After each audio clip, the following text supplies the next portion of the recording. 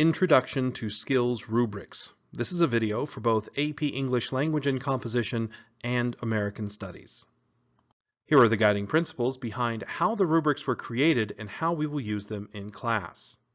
Rubrics are intended to give students and instructors a common baseline for assessing learning. Skills and proficiency levels must be fully internalized by both instructors and students. If there is a disconnect between a student's interpretation and an instructor's interpretation of a rubric, the rubric is not functional. One way to ensure common understanding is if both parties have a hand in creating a rubric's descriptors. Here are some key definitions for terms that will be used throughout this video. Skill, the ability to do something. Subskill, a skill that supports a more general skill.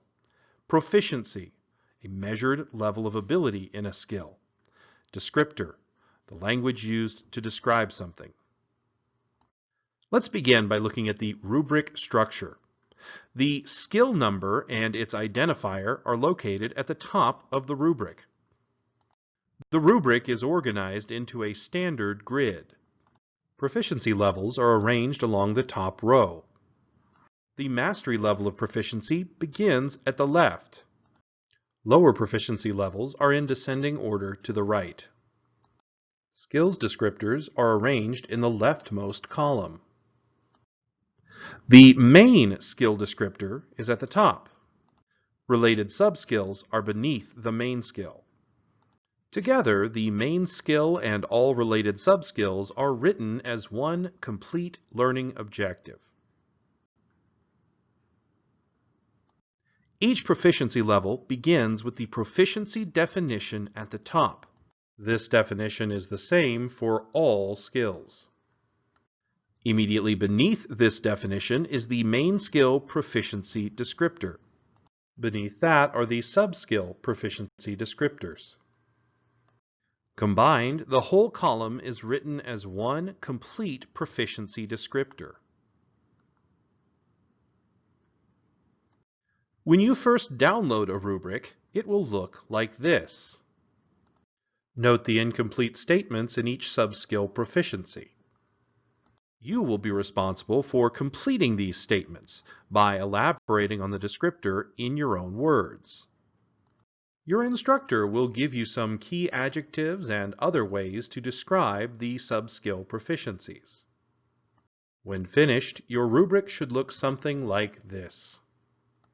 However, you should add to your descriptors throughout the year.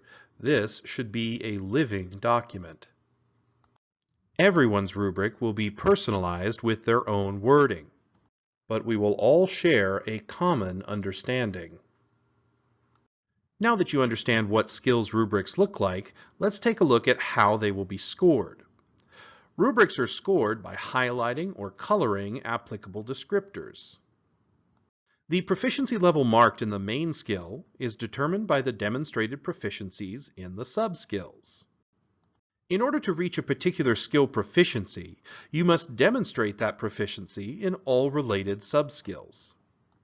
Partial skill proficiency is achieved when at least half of subskill proficiency is demonstrated. Finally, let's look at submitting rubrics. Skill rubrics should be pasted where indicated at the end of all skills assessments. After reading your work and providing feedback, your instructor will score the rubric and return the assignment to you in Canvas. That concludes this video introducing skills rubrics. Thank you for watching. If you have any questions, please contact your instructor.